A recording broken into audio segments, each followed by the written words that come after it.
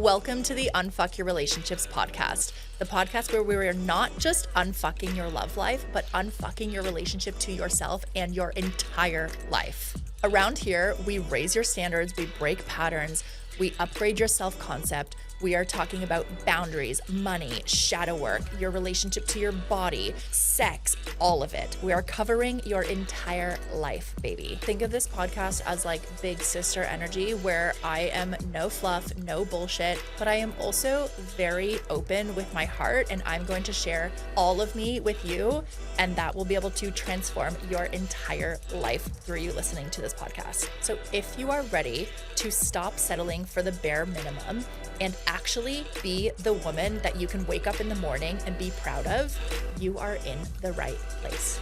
Let's get into today's episode. Hello, my loves. Welcome back to the Unfuck Your Relationships podcast. I'm your host, Michelle Panning, and this is episode 228. And today we're going to be talking about how to enter your dark feminine era. People get very, very confused by this because there is a lot of talk on TikTok, especially around black cat energy, dark femme energy, all of these things. And it's actually very much a lot of myths. And it's very like, oh, it's about dark lipstick and, dressing quite vampy. And this is how you manipulate men and all of the things. And so we're going to be breaking down a lot of that and for you to actually enter your authentic dark feminine era. So to break it down, your feminine energy is essentially your internal world. This is everything that happens when your eyes are closed, right? So your emotions, your feelings, your intuition, all of it. But then, and we also have masculine energy. That's a different conversation. So within those, within feminine and masculine, we have the light masculine and the dark masculine and the light feminine and the dark feminine.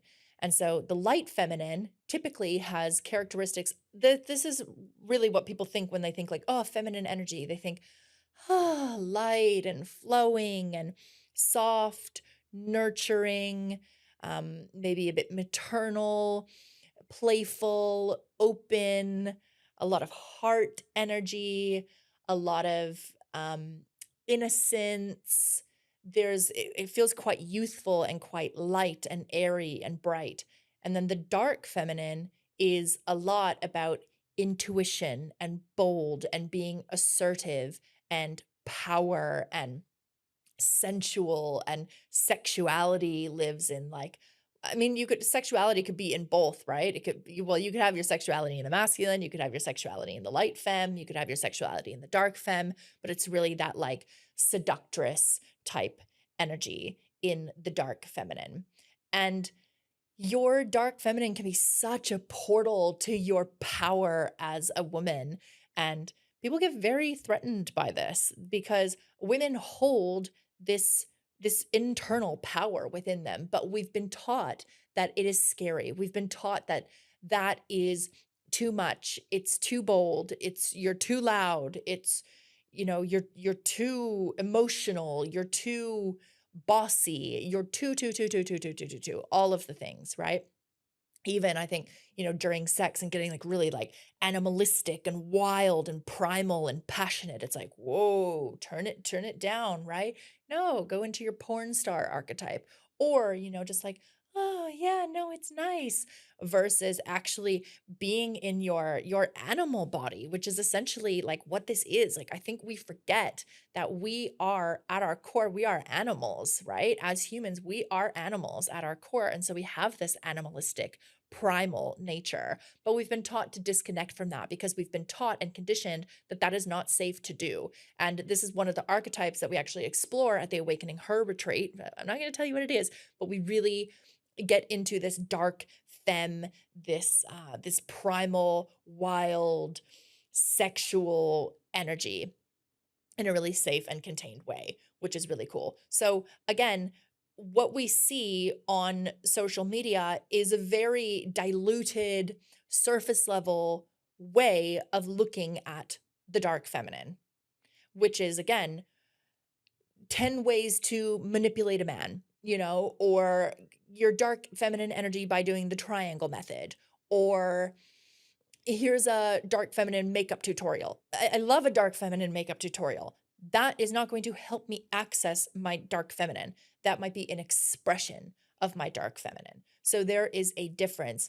And the reality of the dark fem, it's like it's earthy, it's in the body, it's very womb energy. Even, our this is the thing as women, it's like, oh, I want to connect to my feminine energy. And you just think that is about receiving. Part of your feminine energy is like learning to love like your womb, if you have a womb, or even the energy of your womb and your bleed, like your menstrual blood, like connecting with it. And I'm not saying that you need to put it on your face or you need to fucking do anything with it, but just like it's not some massive inconvenience. It's like, wow, what a beautiful thing. I remember actually when I was getting off birth control years ago, I was like, "Yeah, I wanna get off birth control." And she asked me why, the doctor asked me why, and I said, "Well, I really wanna get my period back, and I wanna connect with my cycle again." She was like, "Oh, that's the best part of being on birth control is that you don't have a period." I'm like, "I don't think that's healthy to not have a period for 3 years." You know? That's part of it. It's like part of recognizing our natural cycles as women, right? And connecting with our womb, with our blood, with our sex, with our hearts, all of it.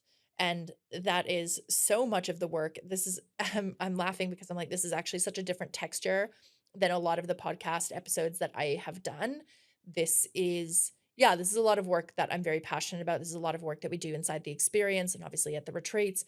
These will be the last ones that I run, but this work I'm so passionate about of helping connect women to their feminine essence of them being woman, which is so beautiful. So when we're thinking about myths of the feminine, and like I said, those TikTok trends of, manipulation, sure, that is part of the dark femme, but that's actually from the wounded feminine, right? That is the part that is not clear because actually, when you're coming from an integrated dark feminine, you have clarity, you have precision with your words, you are able to stay calm, cool, and collected. And this is one of the things that is so beautiful in terms of the communication of when you're communicating from the feminine, there's no we think that because the feminine is your internal world and it's your emotions, you're running around screaming like a banshee and being destructive, and you're like a tornado and you leave a path of destruction where you were.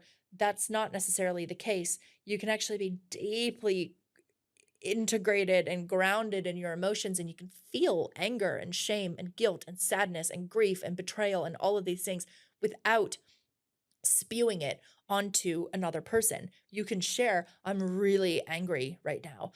I feel deeply betrayed. I am pissed off without, yeah, I'm fucking nah, nah, nah, nah, nah, nah, right? And the dark femme that, like I said, there's a precision and there's a clarity. There's self-respect. I think self-respect is such a quality of the dark feminine. She's not willing to tolerate shit from anyone, and not from a space of superiority of thinking that she's better than anyone or having these standards that are so high that they become walls. No, there's still a softness. One of the archetypes that we explore is the archetype of the queen. And I say soft front, strong back. You have a strong, erect spine where you can set boundaries and say no and have authority and clarity. But you also have a soft, open heart, and there's compassion and there's empathy. And this is where we get the mixing of the light and the dark feminine, right? So part of that though is women are scared to be in their dark femme because they don't want to be the villain. And like I shared, we are conditioned that this is too much. Women were burned at the stake for this energy, right? We were called a witch if we were direct and clear and in embodying our sexuality and our sensuality and being playful and singing and dancing and expressing. We were burned at the stake.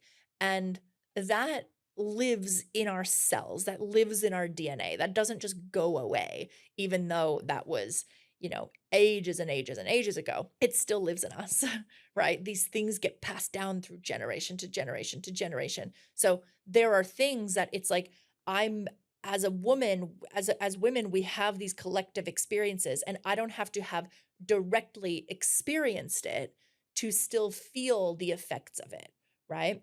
So you may not have ever experienced a significant, quote unquote, capital T trauma with a man, but you still have that general maybe sense of fear of men. Okay, well, where does that come from? Or let's take something actually that's not really a good example because I'm sure you could be like, well, here, here, here, here, here. Okay, cool. Why does it feel so fucking scary to speak up in a meeting? Why? You're not going to get punished for it. No one's going to be mad at you. Why does that feel so scary? Or to share your opinion with a partner or a friend or speak up at a party. Why? Because we have these collective experiences that happened where we were punished, taken, abducted, kidnapped for speaking up, for being bold. And I know this might feel like a heavy episode, but it really it's that. It's like, oh my God, this it feels irrational. And I hear that from women all the time. Like, I don't know why I can't just do it. So it's recognizing that people pleasing is a fawn response, right? And people pleasers will crumble when they meet the dark femme. And that is her beauty. She has the ability to slice through all of the bullshit. And I think, well, yeah, I know this is why people hire me. I had a session with a one-to-one client the other day, and she said, it was our first session, and she said, I was really nervous for our session because I know that you are a seer and you have the ability to see beyond the masks and facades that I present. And I'm like, yep, that is me. I'm deeply intuitive and I can see beyond the bullshit. That's what makes me so good at my job. That is what helps you 10x your results and collapse time very, very, very quickly and get results very, very, very, very quickly. Rather than me sitting there and just coddling you and validating you, I can see what's going on. And this is why I've been able to have what I have in my life because I can see through the stuff. And I'm willing to be the villain in someone's story. And if you're going to enter your dark feminine era, then you need to be willing to be the villain in someone else's story. You need to be willing to let people talk, let people say what they're going to say, let people think what they want to think. You know your intentions. I'm sure I have pissed off some clients with the reflections that I've given, but I'll tell you what, 90% of them come around, whether it's the next day, 2 weeks later, 6 months later, a year later, 3 years later, and they go, you know what? That thing that you fucking said to me, I was so triggered by it, and I hated you in the moment for saying that, but you were right, and it changed my life. And I'm like, right, because we need that. So I was willing to wear the label of being the villain in someone's story. And I just have to trust that they're going to get exactly what they need. And that's part of it is deep, deep, deep trust. And being willing to be the villain in someone's story can look a million different ways. It doesn't have to just look like delivering an uncomfortable truth to someone. It could be walking out of a date where someone is being disrespectful. It could look like saying no to plans that you want to do. It could look like ending a friendship because it's no longer aligned. It could look like leaving a relationship that is unhealthy and toxic, or even just where your needs are not being met. And the reality is that to the wrong people, your boundaries will look like aggression. And this is what I've said to, I was speaking to a client inside the experience a couple weeks ago, and she was unpacking her last relationship and how she was showing up. And she's like, I just want to make sure that I do things differently in my next relationship, right? And so we were unpacking, how, because I had helped her through this relationship and through then, the ending of it as well. And she was talking about, he said this and I said this, and here's how I communicated. And I was communicating my needs and I was communicating my boundaries, and here's how I said it, and da da da da. And I was like, at the end of the day, you can communicate something perfectly. I could give you a literal script. You could read the book Nonviolent Communication. You could communicate perfectly, and someone could still receive it as a personal attack. So it's letting go of that, of knowing, I know that I'm not being aggressive, but you're reading it as that, and that is not my work to do, and detaching and letting go. The dark femme is very good at detachment. If you're the woman who has consumed all of my podcast episodes and other podcasts, and you've read the self-help books, and you have done little masterclasses, and you've dabbled here and there, but you still keep repeating the same patterns in your love life and in friendships and in money and all of the things, and you're like, fuck, why do I keep doing this? I need to put you onto something. That is the Awakening Retreats. They're happening in January 2026, and they are the place where you get to actually transcend this behavior and finally get to do something different. So, your first retreat is going to be Awakening Her, and this is where you are connecting to your feminine energy, your pleasure, your devotion, your joy, your ecstasy, your rage, your grief, all of these pieces. So you get to live in totality of the woman that you are. And also, you're going to have an opportunity to heal your relationship with women, because the more I work with women, the more I realize how many women have felt betrayed by other women, almost more than they have felt betrayed by men. And you're really focusing on healing your relationship to yourself, to your body, to your sexuality, to your joy, to your confidence, to your insecurities, all of the things. And then your second retreat is Awakening Him. And this is where we're anchoring into your masculine energy. So your relationship to responsibility and integrity, following through on the things that you say that you're going to do, discipline, discernment, direction, all of these things, and healing your relationship with men, as well as then bringing this into a focus of how do you then bring this into relationships. So everything that you learned at Awakening Her and about expansion and emotional expression and all of these things, how do you then hold that containment and bring that into your romantic relationships and your friendships? And that is really the focus of Awakening Him. You can choose to do either or, but I've designed them to go together as a pair, and that is what most women who have decided to do the retreats have chosen to do. I do want to say these are the last retreats that I'm going to be running. If you've been saying, oh, I'll go to the next one, or when you come to the States, I'll do it. I'm never running one in the States. I can tell you that right now. And I'm not running more retreats in the future. This is your time. Make a fucking holiday out of it. Come to Australia. Most of the women who have signed up are coming from the US, which is very cool. DM me on Instagram if you have any questions. Otherwise, the link will be in the description. I cannot wait to see you there. Let's get back to the episode. The next step to entering your dark feminine era is to raise your standards. And I know we have talked about this a lot around raising your standards, but truly, like, I'm just going to say it until the fucking cows come home. You do not get your wants met. You get your standards met. So, for instance, I got this all the time where women would say, men only want me for sex. That's a pretty common experience that I hear from women.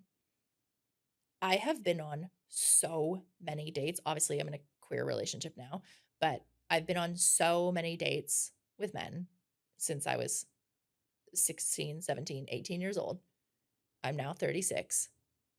That has never, ever been my experience. Why? Because it is my standard that people want to get to know me for me. Do men want to sleep with me? Yes. Do men find me attractive? Yes. Men are men. Like, I hope that they find you attractive and they want to sleep with you if you're on a date with them. So I wouldn't be worried if you're like, oh my God, like, I could tell that he like wanted to have sex with me. Yeah, probably you're an attractive woman.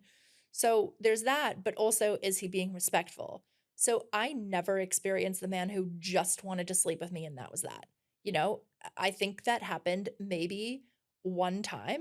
Actually, I remember this. Yeah. One time I slept with a guy and he fed me all of this stuff about how he wanted me to go to his Christmas party and all of the things. And I was like, okay, well, whatever. And we ended up sleeping together, and then I never heard from him again. That was probably, I want to say 2019 or 2020. That man still watches every single one of my Instagram stories. He does not follow me. So shout out to you. You know who you are. So that was an isolated incident, right? But we get what we accept. So if you are constantly getting people who lie, people who do not communicate, do you actually have standards? Because the thing is, If you say that you have a standard, but you go, oh, and you need to repeat it and repeat it and repeat it and repeat it to someone, it's not a standard because you would have actually just walked away by then. And you can apply this to anything: dating, relationships, sexuality, friendships, work, career, business, money. What are your standards? Are your standards that you let your bills always like default before you pay them? Right? Is your standard that you never go below having $100,000 in the bank? Is your standard that you, when you're making an investment, you pay in full? Is your standard that you don't have debt? Is your standard that your friends are honest with you? Or is your standard that your relationships are reciprocal? Is it your standard that if you're going to pursue a relationship with someone, that your feelings are reciprocated?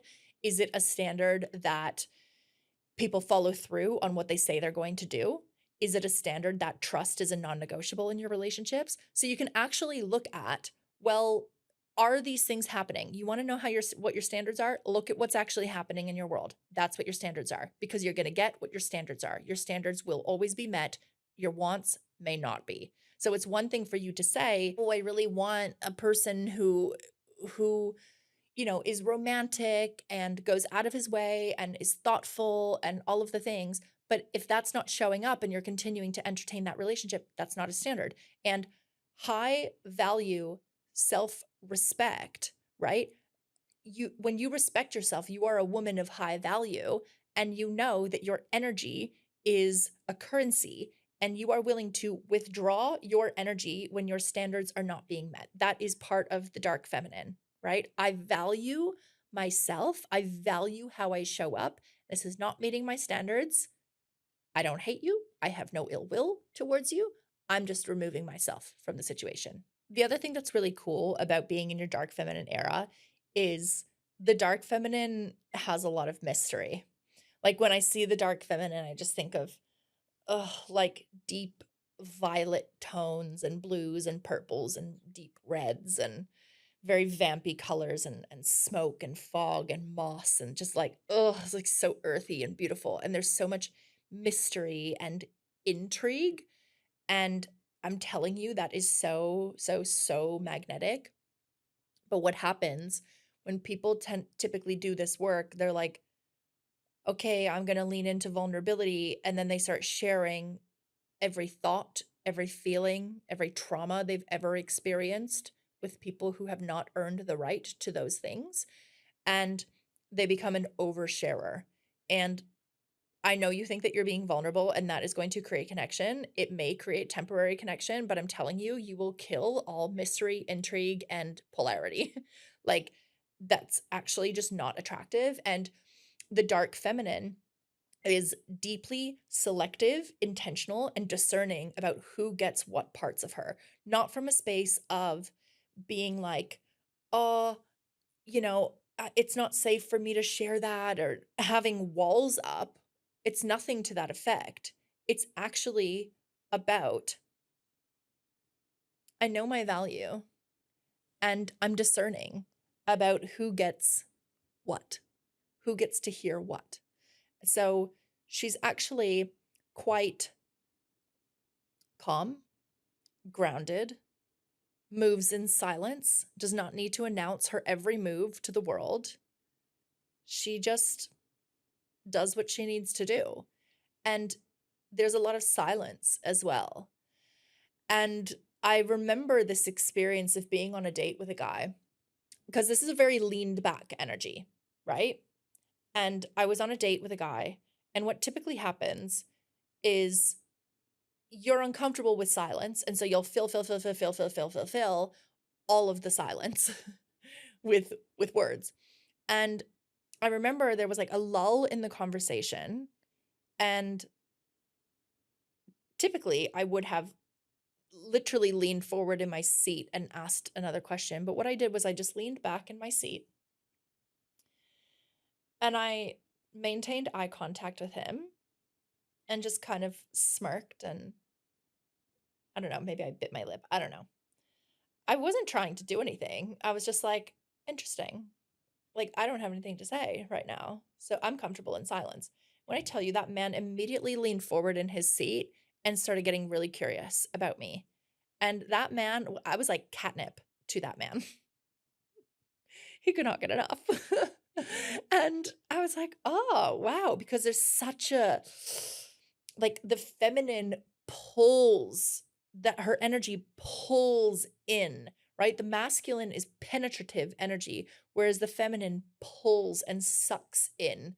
And that was, like, such an example of seeing that in real time of how cool that was, of just, like, literally when you are just kind of moving in silence and you're okay with silence and you lean back and you just let the energy do what it will, that is incredibly magnetic. You know that person in the room that they don't say much, but when they say something, it is so potent?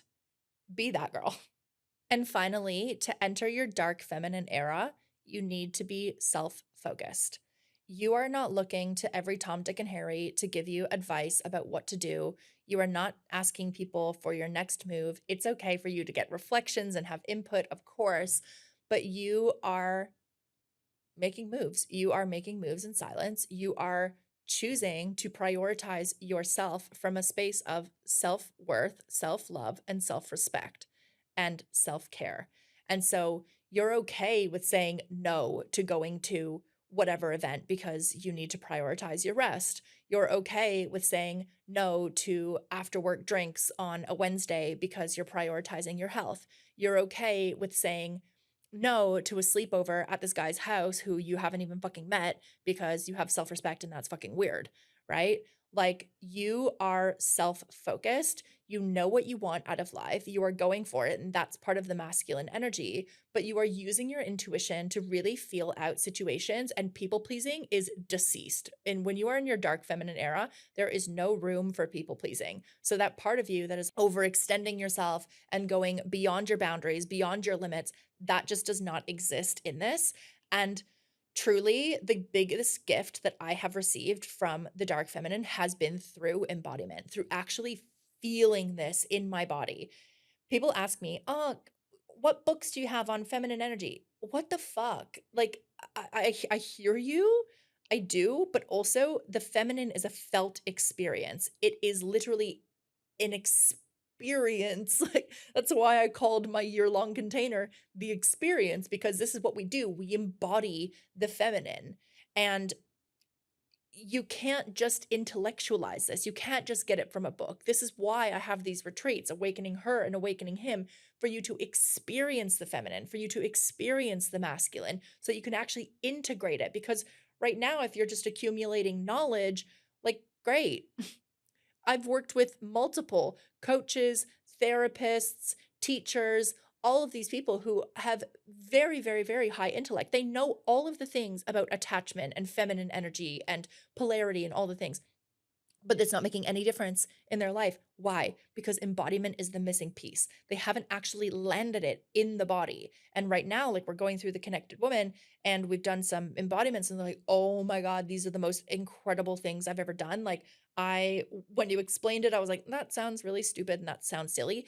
But now that I've done it, that unlocked something in me that I didn't even know that was there. And I tend to attract a lot of people who, you're very self-aware, you intellectualize your feelings, you can tell me all of your traumas, where they came from, how old you were, how it plays out in your relationships now, all of your patterns, all your things, yet you keep doing the same thing. Why? Because you have not discovered embodiment yet, which is where you actually get to be in your body and start to shift through these parts. And you get to activate your healthy feminine energy, not your wounded feminine energy or your wounded masculine energy that wants to go into control and contorting and needing everything to be a certain way for you to feel safe in the world. So these are the things that we work on at the retreats and inside the experience and the connected woman. So all the links will be in the description for you, in the show notes. I love you guys. This has been a beautiful episode. I will talk to you guys next week. Bye. All right, my love, thank you so much for listening to today's podcast episode. Take what resonates and leave the rest. There is no obligation, but you do have a responsibility to yourself to actually do the work. So implement what you have learned here. Let this episode be a reminder that you are built for more. You are not built for the bare minimum. You are not built for mediocre. You are meant to live a big, beautiful, bold life. And if you want to go deeper, come follow me over on Instagram at Michelle Panning. The link will be in the description. That is where I share all the behind the scenes content, and you will get to follow me and my journey as I raise my standards alongside you. So I love you. I believe in your next level, and I will see you in the next episode. Now go unfuck your life, babe.